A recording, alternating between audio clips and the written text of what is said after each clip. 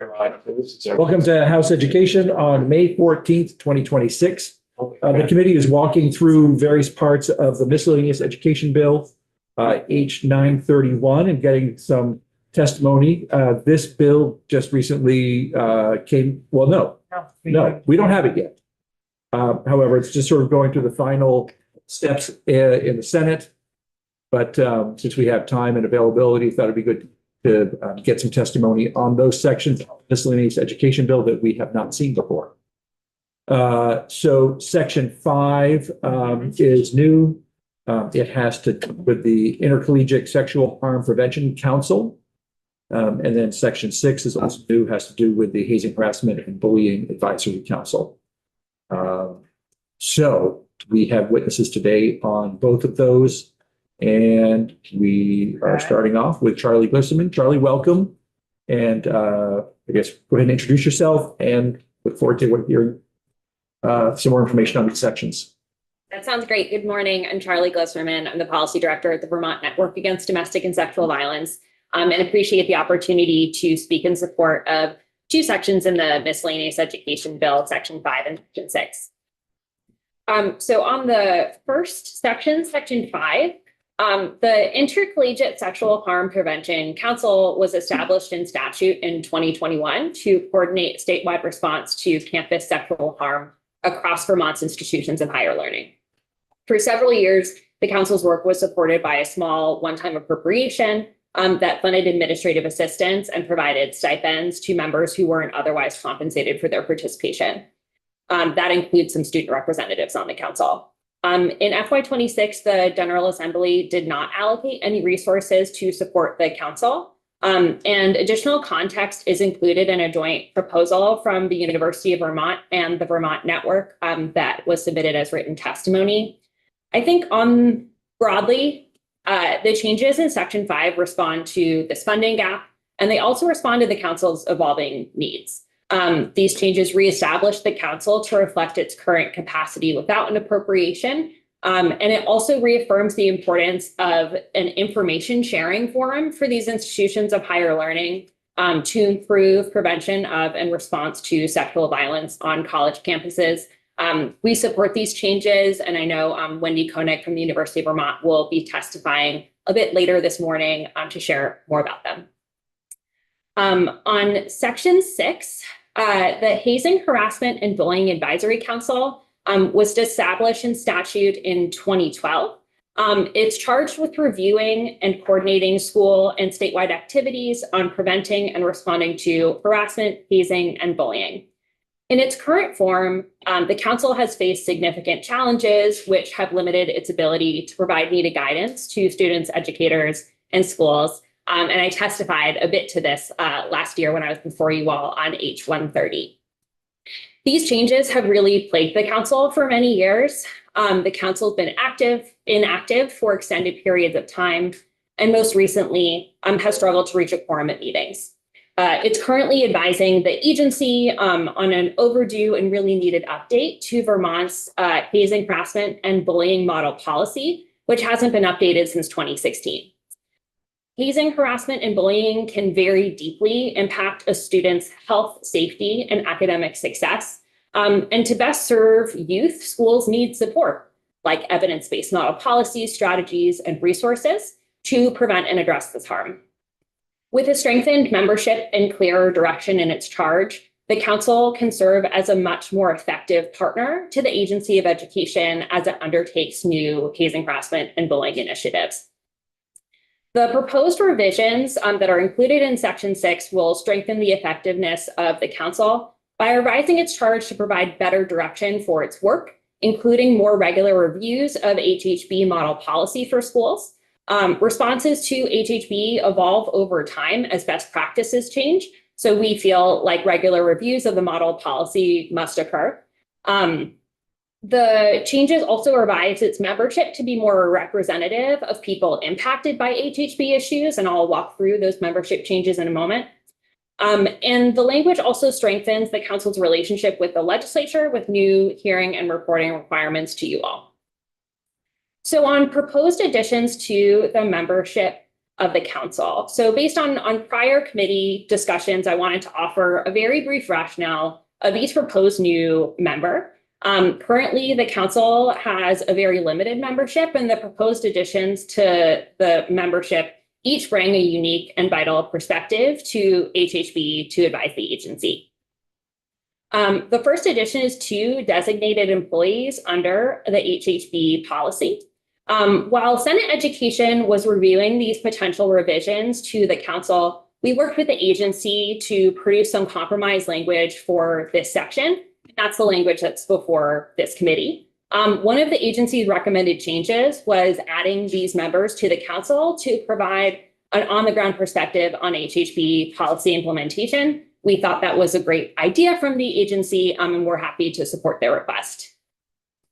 These folks were already on the commission. No, they were not. That was proposed addition. The next is a member appointed by the Vermont Educational Equity Collective. This group consists of school-based professionals who provide support and professional development on equity issues in schools. These members have expertise in creating supportive learning environments. There's one member who actually regularly attends council meetings now to observe as a member of the public. Next is a school-based social worker. School social workers engage with students and families to reduce barriers that students face in accessing their education, including HHB. And I know the National Association of Social Workers submitted a letter to you all describing a little bit more about what they do and why they feel their voice on the council is critical. Next is a member appointed by the Vermont Coalition of Disability Rights. So this is a coalition of disability rights organizations that bring a vital perspective on supporting students with disabilities and appropriately addressing situations in which students with disabilities may cause harm. The coalition represents a consortium of organizations who provide direct advocacy support, legal services, and training on HHB issues, and can advise on differentiated approaches and equitable practices related to students with disabilities. Next is 2 student members appointed by the Vermont Student Anti-Racism Network and Outright Vermont. Students are those who are most directly impacted by HHB policies and practices. Their insight is really critical to understanding how policies function in practice with students, how communication about HHB reaches students, and whether interventions are effective. Both of these organizations have a strong record of supporting youth leadership and participating in statewide bodies, and we thought they would be very appropriate appointing authorities. Next are a member appointed by the Office of Racial Equity and a member appointed by the Commission on Women. I believe the Commission on Women also submitted a letter to you all. These state offices bring very deep expertise in racial equity and gender equity, respectively. They conduct research and policy analysis and have undertaken significant work related to youth and schools in their specialized areas. As the agency renews its focus on HHB data collection and analysis, I think specifically these state offices would be a really valuable asset to that area of work. Can you be more specific about that, please? So in their testimony, I believe it was on Tuesday, the agency talked about how they're really looking to reinvigorate HHB data collection. Both of those state offices, the Office of Racial Equity and the Commission on Women, live and breathe data in their specialized areas in identifying problems, tracking progress, and analyzing so that we are pursuing the best solutions to interrupting inequity in our world. And I think that kind of resource would be a really proper addition to the council and to the agency at this time. Thank you. Next is a member appointed by the Vermont Network Against Domestic and Sexual Violence, us. The Vermont Network and its 14 member organizations provide a variety of supports to youth survivors of gender-based harassment, dating violence, and sexual violence. That's part of why we're committed to this issue in the council. Our member programs manage youth support and violence prevention programs across the state, many of which include strong partnerships with local schools. Our pro bono legal clinic also provides legal services to students who experience harassment and violence at school. And another one of our teams manages a Healthy Youth Initiatives program. And lastly, a parent or caregiver member appointed by the Vermont Family Network. Parents and caregivers play a very significant role as supporters and advocates for their children and consumers of school district policies. The Vermont Family Network brings extensive expertise in supporting families, particularly those with children who have disabilities or special health needs. It is well positioned to identify a representative who can provide a parent caregiver perspective on these issues. I'm happy to provide an overview of these membership, but I think Big Hartman, who's the current chair of the council, can speak a bit more to the council's current work and why at this time this change would benefit the council.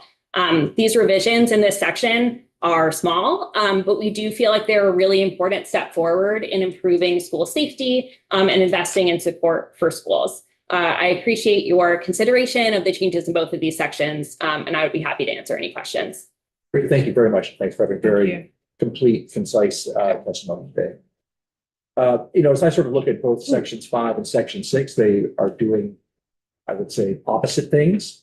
One of the concerns with the council under section 5 is that it's been hard to sort of to have it be as effective as one would hope.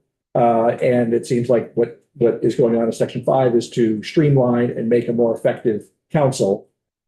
Then we move on to section 6, and we're taking a council that I think that the agency is really trying to also reinvigorate its work.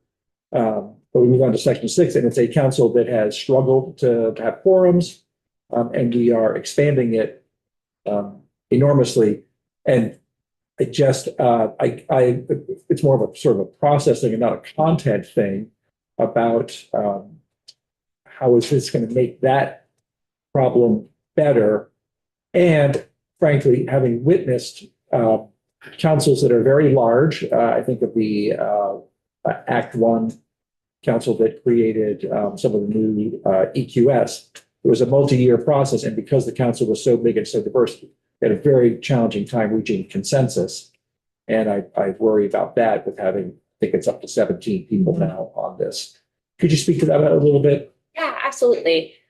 So the changes to these councils are responding to the role of the council and the needs of the councils at this time, which are really distinct from each other. So the Sexual Harm Prevention Council, it's an information and sharing forum. That's largely how it's evolved into at this time. And the statutory changes that we are requesting reflect how that council has evolved and its needs have evolved. Vermont's institutions of higher learning do really want to maintain a kind of information and coordination forum. And so we're trying to be responsive to those needs. It is not an advisory body. The Hazing, Harassment, and Bullying Council is an advisory body to the agency. And that's a really distinct role and very different than the Intercollegiate Sexual Harm Prevention Council, which is an information sharing space. The HHB Council, it's not a decision-making body. I think they can speak a bit to like what it would be like to reach consensus. I don't even frankly know if the council really takes votes on things, but it's really about how can we bring the necessary perspectives to support the AOE's work on HHB and bring it to a table so that, when the agency is revising its model policy or dealing with some of these really tricky issues and trying to invigorate this work, that they have a group of folks who have expertise in this area that is a huge area. I think HHB has so many different facets, from the ways that it impacts different stakeholders within schools and all of the support systems that exist for students outside of school. And I'm sure you all know that the divide between students' lives in school and out of school, it's not like a firm line. We're trying to look at students' whole lives and how to support their safety and health and well-being. And so all of these voices, I think, have a really important role to play in advising the agency. There are a number of large councils that work on domestic and sexual violence work outside of the education space because, like HHB, it's a very large, multifaceted issue.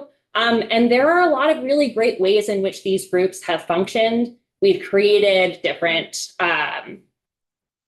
task force and working groups, subgroups within these councils that the network is a part of when it's needed. But often with a great facilitator, I know Big is, these kinds of groups can be really, really successful in achieving their mission. What would you just say is the mission of the HHB Advisory Council in terms of, if their job isn't to take votes or reach consensus on recommendations, then, and I'm sorry, these are probably much better questions for Big, and it will just, if you're hearing me say them, so maybe you could address them. So if you feel like you want to defer, that's absolutely fine. Well, I think Big should speak more to it, but what I just want to note when you ask kind of what is the purpose of the council? If you look at the current statutory language for the purpose of the council, it's, I think, a sentence or two. It's very vague. And I think there are a lot of questions about, like, what is this council doing? Like, what are we here to do? Part of this revision within the miscellaneous bill details the council's charge a little bit. So it's really clear for the agency what the council's role is. It's really clear for council members so that they have direction for their work and can be held accountable to that work. Questions around the committee? Charlie, thank you very much for your time and again, for your very clear, concise testimony. It really helps. Perfect. I appreciate it. Thank you so much.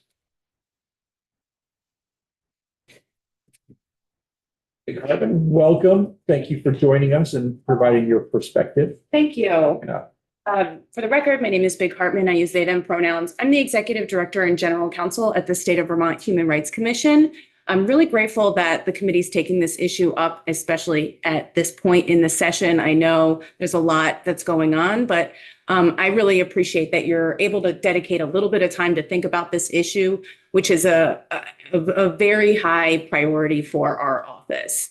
This is recognizing that so the Human Rights Commission, our mission is to advance full civil and human rights in Vermont. Students have a civil right to be free of harassment and discrimination in their schools.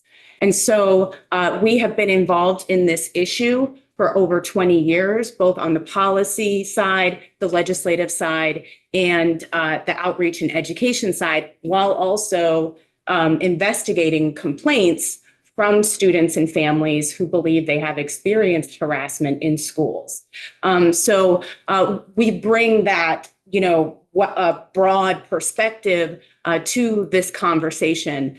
Just earlier this last month, I became the chair of this HHB Advisory Council, and I'm really pleased to be able to have an opportunity to talk with you about the ways that there's potential for this council that I think is not being realized in its current both makeup and charge. So you had asked about what we do right now, what is our role? And I think it's part of the reason that it's been difficult to get quorum at times in the past year is just the vagueness of our function, which is right now to review and coordinate school and statewide activities relating to the prevention of and response to harassment. And we're also supposed to put out an annual report. We have not put out an annual report since 2016. And I think that reflects that we haven't really been as functional as we would like. But there has been other work going on as well. As you may recall, the 2023 Working Group on Student Protections Against Harassment and Bullying was also, established for a one-year function and trying to come back to the legislature with recommendations about statutory amendments that could be made. That's not a function of this advisory council in any way. I personally feel really excited about more clarity about what our role would be. And I really want to stress that this is an advisory council. It's not an entity that needs to make determinations or issue written, recommendations. It's really about giving many more voices to the agency to enable them to make the most informed decisions, and especially in the next year as they are, revamping their approach to school climate and belonging and addressing HHB issues, it's really a great moment, I believe, for them to hear from more voices. What we've had is a structure that is really kind of like executive directors and their designees, not necessarily the folks on the front lines of carrying out prevention of HHB or the folks that are being actually subject to HHB. And so I think, and they're advocates. And so I think that there's a really great opportunity under such excellent leadership as myself to be able to corral those voices, bring more voices to the table. And we don't necessarily need to reach consensus. There's a lot of different viewpoints on this issue. The one thing I think we do have consensus on is that we all want to see way less harassment and bullying in schools. And we want to find ways to pool the shared knowledge that we do have together. I think there's a function, the primary function is to advise the agency, and I appreciate that the clarification about our duties in Section 2 of this bill is going to really be more helpful for me to get engaged membership showing up at meetings, because we have a much more clear charge, and that charge includes actually reviewing and advising on how we are dealing with the prevention efforts now, the HHB prevention policies, what resources are available to schools and the agency about preventing HHB. And then there's also this opportunity to solicit input from more stakeholders. And I think it's really important that we don't kind of exist in this little echo chamber where we're only talking to people who share the same exact point of view as us. We want to bring those voices together, not only to inform the agency, but to inform one another. What I've already found in the course of my work in the past year is that when I talk to one HHB practitioner in a school that's doing things well, is that they have talked maybe to one other HHB practitioner in another part of the state and discovered that they're responding to these issues very differently. Their systems are very different. Their school culture, their curriculum, all of these kind of many different ways that we address HHB are vastly different. And there's a lot of opportunity for the agency to provide leadership on these issues, but also for folks to get together more often who are working on these issues and care about these issues to kind of not reinvent the wheel over and over again. If there are things that are working for a few school districts, let's make sure that everyone is aware of that and trying that out as well.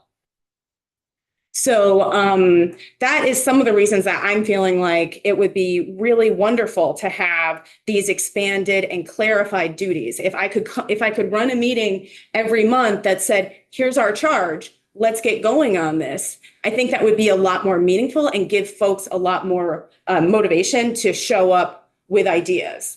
Instead, in the last year, it's been more of the agency guiding us on what we are going to hear about as a council. And I don't believe that that is necessarily helpful. If we want to get all the voices of all the folks who have really good ideas, have really different perspectives, I think that this is one really potentially effective way to make that happen. I also feel very excited at the prospect of a joint legislative hearing each year. I think that there are folks in the state, especially students and parents of color, who feel like, is anyone paying any attention to this issue? And if there were opportunities for a joint hearing, it would really, I think, give the public more hope that this is a priority. There's been so much other work that your committees had to do this year that it's easy for these issues, which are persistent and only worsening in our schools, to get kind of forgotten or pushed aside. And I think that having a joint hearing and making sure we do a useful annual report for you each year is something that we would embrace and we would make sure is impactful for you as policymakers. Thank you. I'm happy to say a little more about some of the specific groups that are being added. And I will say that as it stands now, the council can be expanded by the agency itself can increase the membership based on who they want to add. And they have done that in the last year. There's like I believe 6 or 7 specified entities that have representation on the council. And this year, we were pleased the agency added Outright as a member, and the Vermont Family Network, which Charlie mentioned, is a group of parents, particularly of children with disabilities. Children with disabilities have they have multiple roles in these situations, both as victims of hazing, harassment, and bullying, and as perpetrators of them. And so there is like a diverse and complex perspective that will bring to the council. So we're happy that those folks are on there. But also they serve kind of at the pleasure of the agency. So I think that bringing in more folks who are designated HHB practitioners, that's what I see in section E1G, the 2 members who serve as designated employees. Those are folks working in schools who receive reports of hazing, harassment, and bullying and have to do the investigations and respond to them. These are voices we don't have right now. We don't have folks that are really on the front lines of this work in our schools. And then the Vermont Educational Equity Collective, those are generally equity coordinators and folks that have some role with that, who meet semi-annually to see both on a curriculum level, a school culture level, and a response to investigation level, how we can advance these issues, and are extremely knowledgeable. Again, bringing like the rank and file experience into the conversation, I think is going to be really impactful for the agency. The school social workers have never been a part of this conversation, but are obviously touching on these issues often in schools and will have a really helpful perspective, as well as the Vermont Coalition for Disability Rights. Like I said, the role of students with disabilities in these issues is complex, and it's important to make sure that there's not just the Vermont Family Network as the only monolithic voice of how these issues are playing out, but to hear broadly from additional advocates is always important. The student members, the Vermont Students Anti-Racism Network has been really active for several years, really working within other student groups, going around the state, organizing students. And so they are, gaining a perspective of not just what their personal experience has been, but what they are hearing around the state around dealing with racism in our schools. And the number one type of harassment complaint that we investigate is racial harassment in our schools. And it is really worsening. We are not moving the needle forward on these issues yet, despite 30 years of knowing that this is a very serious problem. The Office of Racial Equity, in addition to having that data expertise, Susanna Davis also chaired that 2023 working group on the prevention of harassment in schools. And I think has, that they've been tracking this issue for many, many years. And it's another way to ensure that we're getting that racial equity lens in the room, which is not always reflected in the current makeup. Same with the Commission on Women. Both of these offices and the Human Rights Commission every day are fielding calls from Vermonters who want to know what are their rights under our anti-discrimination protections, who are worried about how bullying is impacting their community and their families. We hear these inquiries all the time, and that informs the policy recommendations that both of our offices would make. The Network Against Domestic and Sexual Violence that you heard from today, have been a really important voice, and they do not have a seat on the council now. I have requested that they be added, and I hope that they will be, regardless of whether this goes through. But there's such an important perspective there of working with victims of particularly sexual assault in schools or other forms of assault that may be hate-based.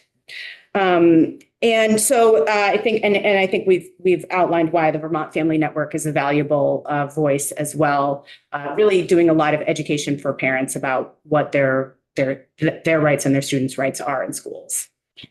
And then I just want to speak also to the small per diem potential. Yeah. So what I hear from the student member who has been on the council for the past year is how grossly unfair it feels to him that that everyone else that attends this council does it as part of their job, and students are just donating their time and often feeling a little bit tokenized in that role. And so I think it is an important gesture. I would never foresee that you're actually going to spend that much money on the per diems, because the vast majority of folks who would be appointed would be serving in their professional capacity. But there are a handful of folks that it would be them volunteering their time, which is hard to ask folks to do. If we can offer a per diem for them, I think that it will help ensure that they are meaningfully participating and feeling, some equity in that process. Totally agree. And yeah, and the Senate Appropriations Committee did approve that yesterday without really any discussion. And recognizing that it's like a potential, it's not, right. It's very unlikely. It's an upper limit. That high. Yeah. So that was Yeah, Representative Hunter, go ahead. No pun intended, this is a big question. I value your expertise, and I'm not even sure how to ask this question, but you say that harassment or bullying is on the rise. Mm-hmm. And yet we've had this in schools. What's going on? Like how, because you're in it, how do you, could you put a finger on like the conditions or the dynamics that are creating this, despite the fact that here we are in 2026 and we've had, this policy in place in schools, and I don't know, like, I don't even know how to ask a question. Rob, if you don't mind, I might take a stab at that. It's a big question. Because I was sitting here thinking the same thing, that, we've had HHB policies in place. I don't think there's anybody working at any school that doesn't want to stop this. Right. Right. It's happening. We are basically saying, okay, schools, you're the ones who have to solve this, even though really it doesn't come from the school. It's much more organic than that. So I'm going to make this, I'll tailor the question more towards the bill in front of us. How is this that's being proposed really going to move the needle when the needle hasn't been able to be moved, and largely because of factors outside of the school day and the school building? Lots to say there. Okay, so in 1999, the Vermont Advisory Committee to the U.S. Commission on Civil Rights studied this issue in Vermont and found that racial harassment was both frequent and common across all grade levels, and that school personnel were ill-equipped and poorly trained to respond appropriately to incidents. The recommendations out of that committee, which were supplemented in 2003, found that the recommendations were increase capacity at the Agency of Education to address these issues, increase capacity at the Human Rights Commission to address these issues, increase capacity at schools to address these issues. Those expansions have still not been realized. So I think that is one piece. I also feel, when I talk with administrators, often in the context of this council or in the settlement complaint realm, they are extremely strapped in time and resources to be able to prioritize this. And I don't see them getting the leadership that they would benefit from on a statewide program for prevention. Our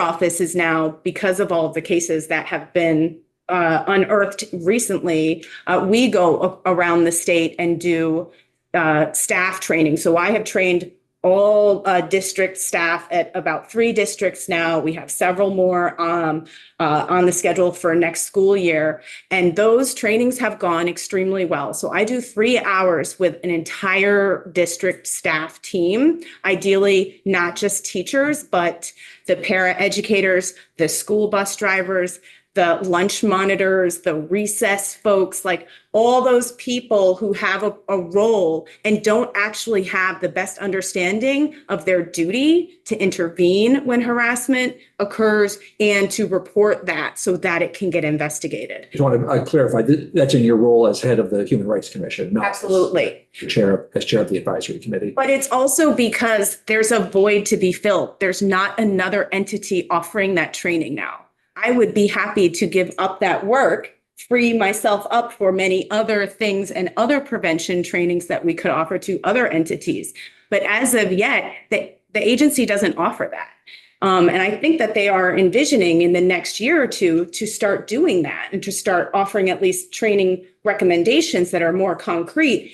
This council in this moment is the ideal time to help inform their trainings. I think a lot of times, like I said, we're in a little bubble. Administrators are sometimes in their bubble. Lawyers doing the complaint cases, we're operating in a little bubble. Teachers are just trying to get through the school year, and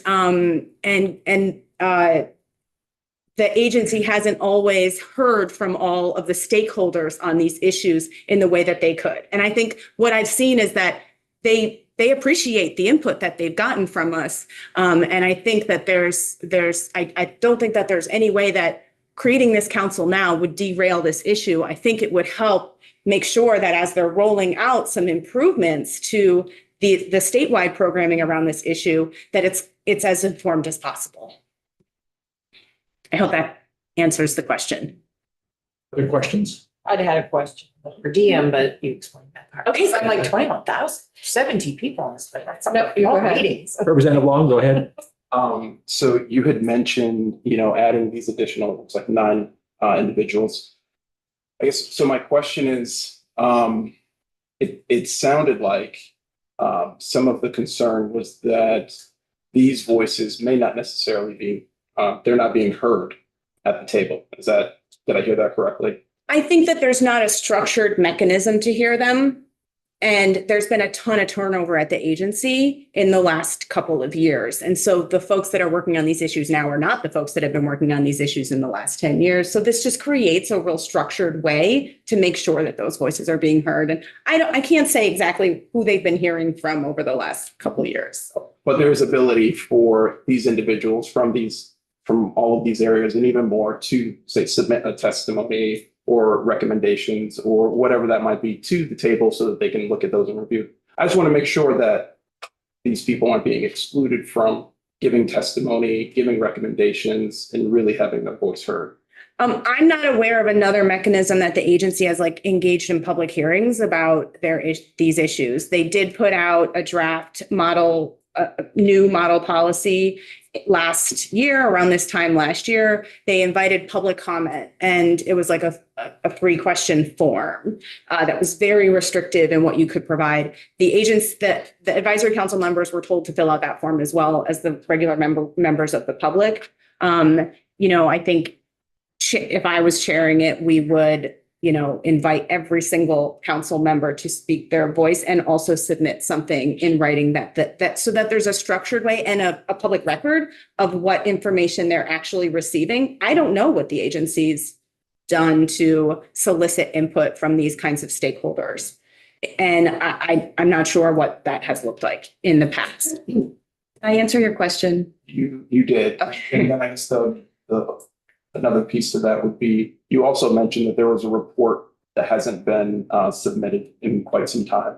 And I'm not familiar with what that report is, and maybe you are. But An annual report that's required by the current statute. And it just states. Of what the work of my impression of the last one that was issued, which I believe was in 2015, it included some recommendations for a next version of the draft HHB policy that had been reached through some kind of consensus of that entity. But my thought would be, if I was going to do an annual report for the legislature next year without these changes, that I would just summarize for you kind of what we've been doing in the past year and where we see, and why we see a need for more voices at the table, most likely. And why, I'm sorry, and I think you have answered it. And why has that report not been produced? I wasn't the chair. I don't know. Except I think that there was a question of like, what have we done? What do we have to report on? This policy was shared with us in most of the council meetings in the past year since this entity kind of came back to life last spring. Most of our meetings have consisted of the agency talking to us about what they're doing, and not very many voices sharing in the opposite direction, which I see an advisory council. Our role is to advise the agency. So, as I step more into the role of chair, which I've only chaired one meeting so far, I'll be creating systems for that, regardless of whether this goes through. But I am really excited at the possibility of what this council could do with this expanded membership and duties. So, and as you may recall, I spoke with you all about this last year as well in the context of H-130. This language does represent a paring down of the membership that was originally proposed in that to try and to get some buy-in from the agency, is my understanding. Brady? I'm going to share my thinking aloud, invite you to respond, but also just kind of for the committee, because I realize we're going to have to make a decision quickly on this rather than, usually we have multiple days and kind of can swirl and bounce things back and forth. So, this morning I came in thinking I'm quite sympathetic to the agency, in their testimony, I think owning kind of where things are or have been or have not been and trying to turn a corner. I really appreciate Courtney O'Brien's leadership on it. And I think there's a certain efficiency of size of things for meetings to run well and so that was maybe my predominant thought. But I'm also struggling here with or thinking about what I see as the two huge issues in schools as a teacher and school board member for many years. One, first and foremost, as you've all said, is just that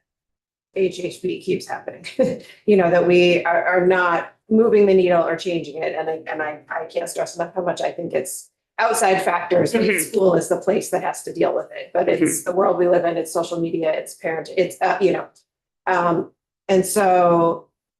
Seeing, I think, a frustration, particularly from victims or people who've been impacted, of feeling like, what comes of it? What comes of it? Nothing changes.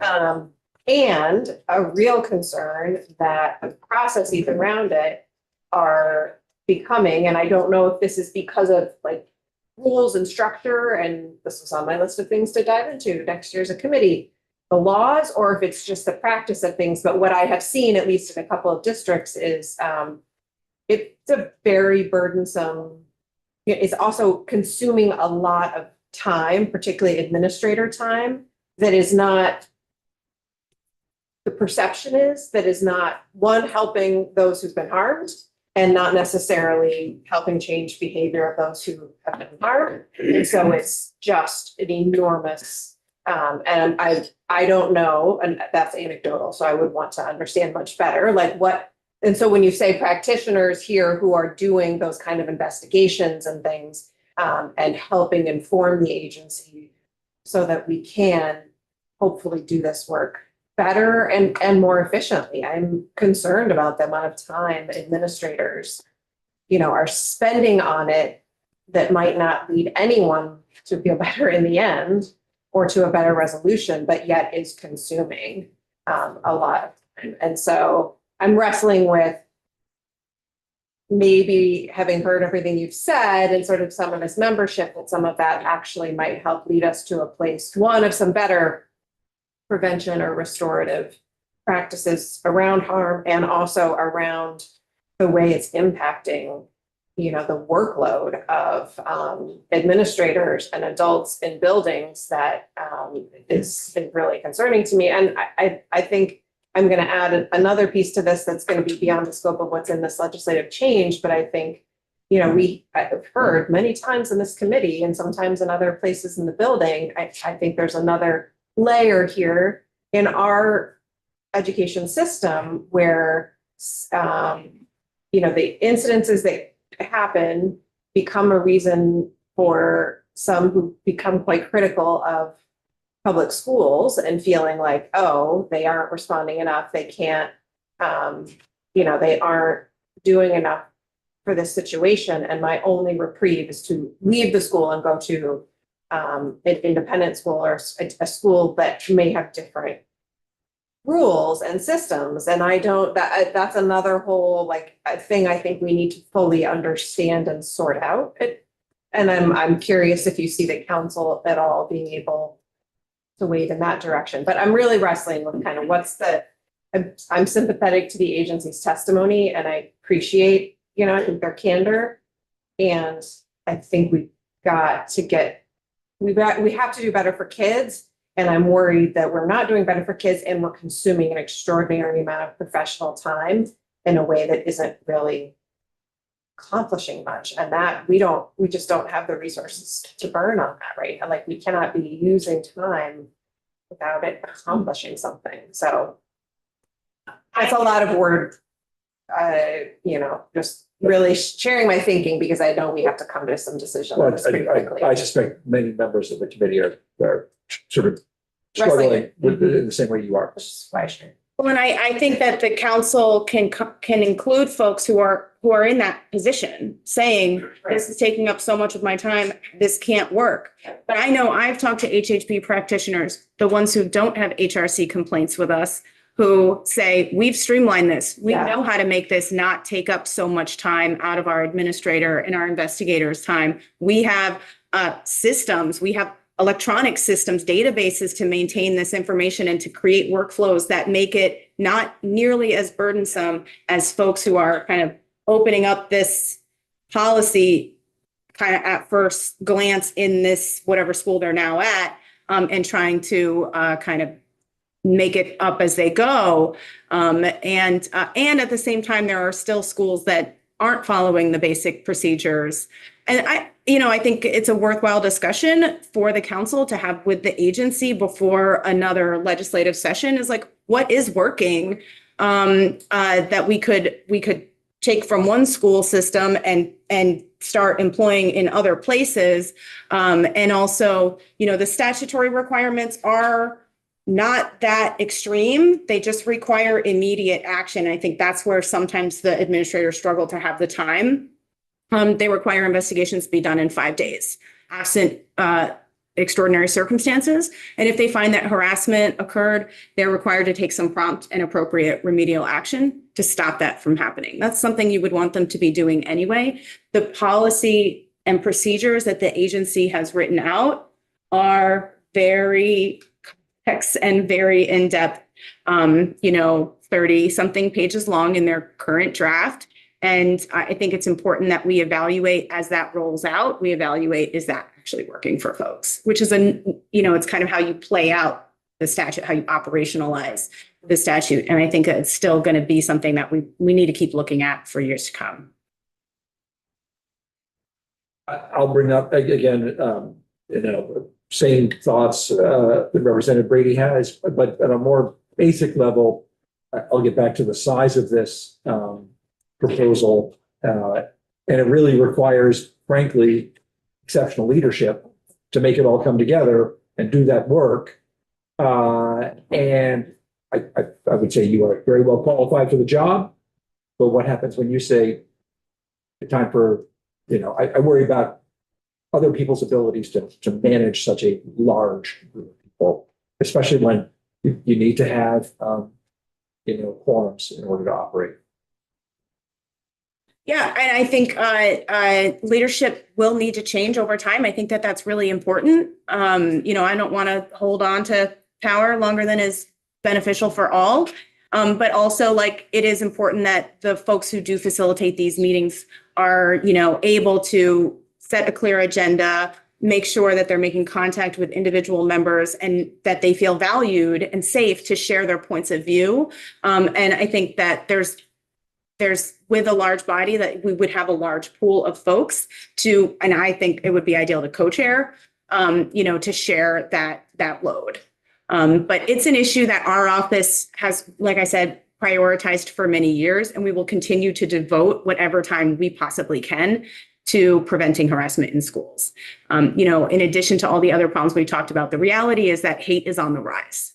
It's I'm going to do Representative McCann and then Representative Long. Mine's more of a comment. I think we have an immediate need and we have the leadership in place. And I would support what you're proposing here. And I think bringing voices to the table, especially voices who have something to say and already know how to do this sort of work, which you're implying, and let's get it off the ground and into our schools and make some change. Thanks. Representative Long. So I also agree with much of what was said. I want to first say that I really appreciate both the agency's efforts here and the testimony we've heard today, because I think both are important and working together are both. It's critical. And I'm going to make a statement that I'm going to say one thing that I want you to react to, and that is I am much less worried about 17 members on an advisory council.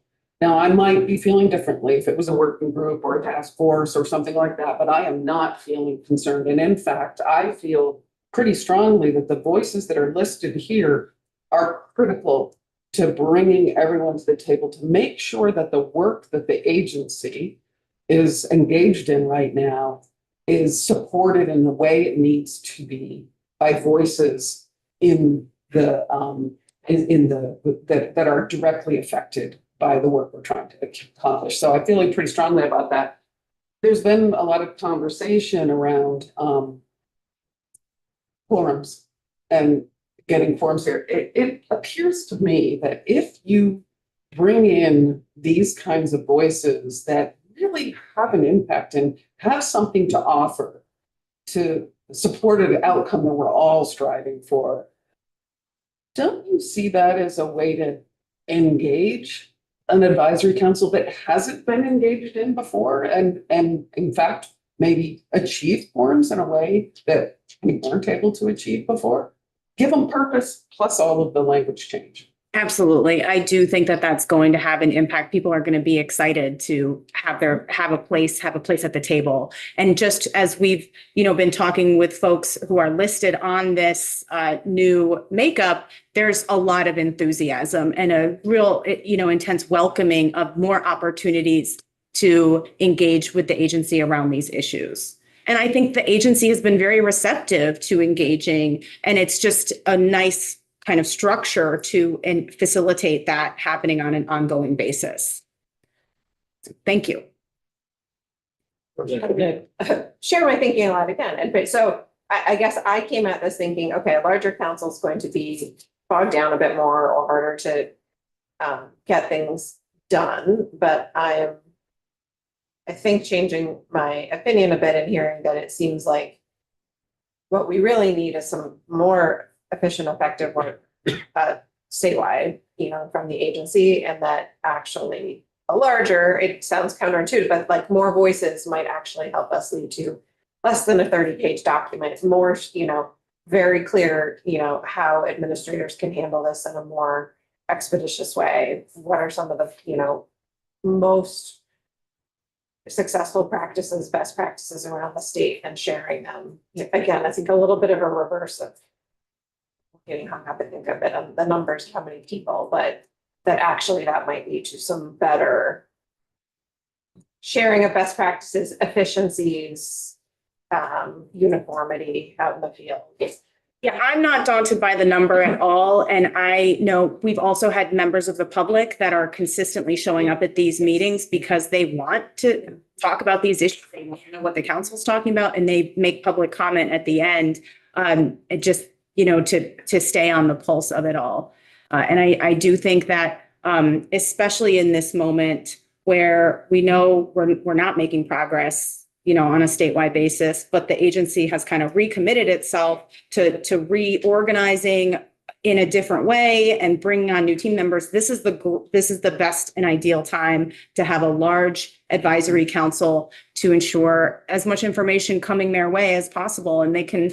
I don't think anyone would have a goal of derailing what they're doing, but instead really wanting to support that work. And then also report out to the community. We can hear and then take that back to where our schools are, our districts, and our organizations to keep the conversations going outside of the little bubble of AOE, Any other questions? Thank you very much. Thank you. I Well, really appreciate all your thought and energy in this issue. And I love coming here at the end of the session when folks are like, we know we got to vote on this. So let's, you feel right now, this is great. Also, thanks for taking on this work. However Yeah. this comes out, this Yeah. is Yes. a lot of work. Agreed. It's very important.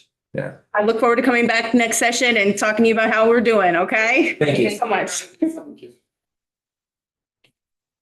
All right, everybody, we are calling audibles here on the agenda. And is everybody good to do another 15 I'm minutes? gonna step out because I have to go to a probes, Okay. so I'll do that now instead of in the middle of someone else's What kind of testimony. delicious things she brought to me, yes. Not be on too long. All right, do people need a 10-minute break? Yes, I'm going to say yes. 7.